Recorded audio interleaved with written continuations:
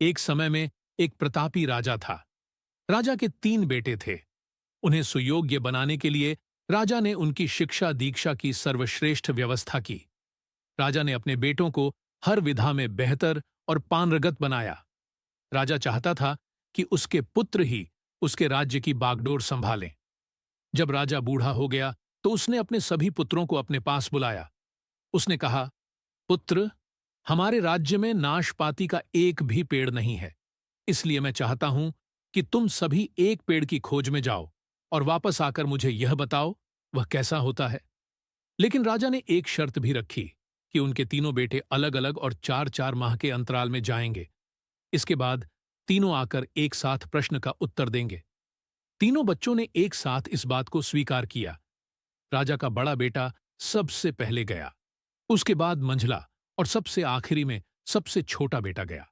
सभी अपनी अपनी खोज कर पिता के पाए वापस आए।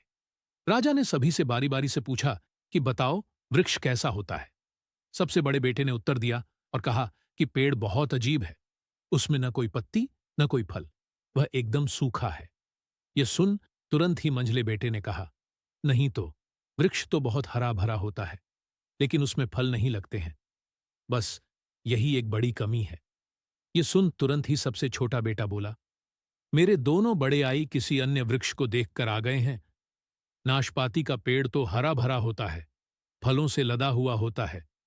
मैंने खुद देखा है। तीनों बेटे अपनी अपनी बात पर अड़ गए। तब उनके पिता ने कहा कि जो तुमने देखा उसे ही सही मानो। वास्तव में वही सत्य है। तुम तीनों नाशपाती का ही वृक्ष देखकर आए हो। जो तुमने बताया है वह उसी वृक्ष का है, लेकिन तुमने अलग अलग मौसम में उसे देखा है। यह सुन तीनों बेट राजा की बात सुनकर तीनों पुत्र एक दूसरे का चेहरा देखने लगे। राजा आगे कहने लगा, पुत्रों, मैंने जानबूझकर तुम तीनों को अलग अलग मौसम में भेजा था। ऐसा मैंने तुम्हें जीवन की एक गहरी सीख देने के लिए किया था।